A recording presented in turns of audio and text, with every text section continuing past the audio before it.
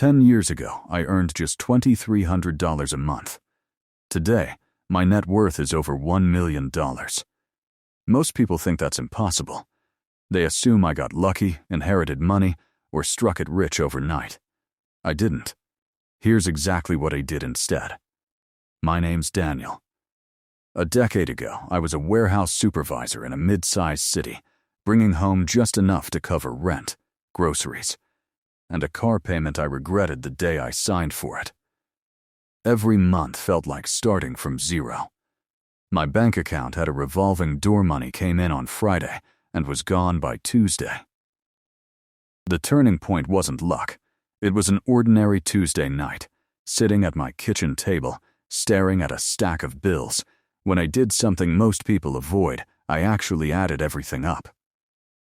Every subscription, every impulse buy, every just this once dinner out. The number scared me. I was spending almost as much as I earned, and saving nothing. That night I made one decision that changed everything. Before I spent a single dollar, I would pay myself first, not what was left over. First, I opened a separate account and automatically moved 15% of every paycheck into it before I could touch it. It wasn't much at first, $60, $70 a week. But it was consistent, and consistency beats intensity every single time. The next few months weren't glamorous. I canceled subscriptions I barely used. I started cooking instead of ordering out. I sold an old motorcycle, collecting dust in my garage. None of it felt life-changing in the moment. But slowly, that savings account started to grow. Once I had a small cushion, I started learning about investing, not chasing hot tips from strangers online, but reading library books on personal finance, understanding low-cost index funds, and accepting the simple truth that building wealth is usually slow and unglamorous.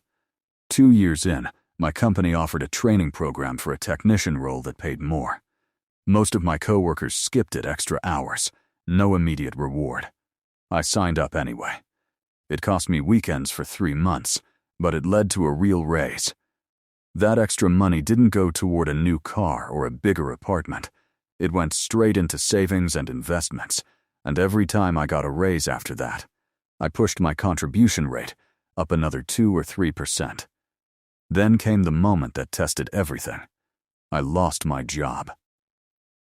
The plant I worked at cut half its staff, and for 3 months, I had no income coming in at all.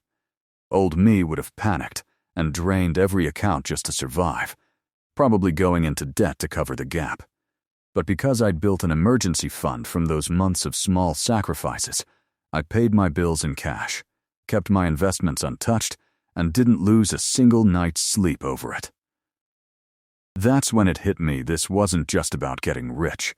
It was about never feeling powerless over money again.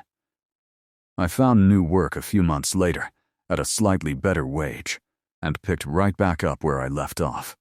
Save consistently, invest patiently, avoid lifestyle inflation, learn something new every year that could increase my income. I picked up freelance work using skills from my day job, adding a modest side income that went straight into investments, month after month, year after year. No shortcuts, no secret formula, just discipline. Repeat it for a decade. By year 8, something strange happened. The growth started accelerating on its own.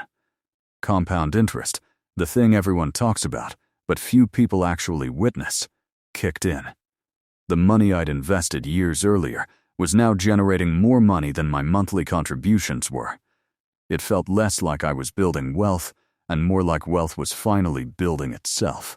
Last year, I sat down and added up everything: savings, investments, retirement accounts, home equity, and my net worth had crossed $1 million. Years of consistent saving, investing, promotions, and extra income slowly pushed me past that number. I sat there in silence, the same way I did that Tuesday night 10 years earlier. Except this time, the number didn't scare me. It reminded me of every small decision that got me there. Looking back, becoming a millionaire wasn't one big decision. It was thousands of small ones. Every dollar I chose not to waste. Every investment I made instead of spending. Every time I stayed patient while everyone else chased shortcuts. If my story proves anything, it's this. Wealth doesn't begin with a big paycheck. It begins with one smart decision and the discipline to repeat it.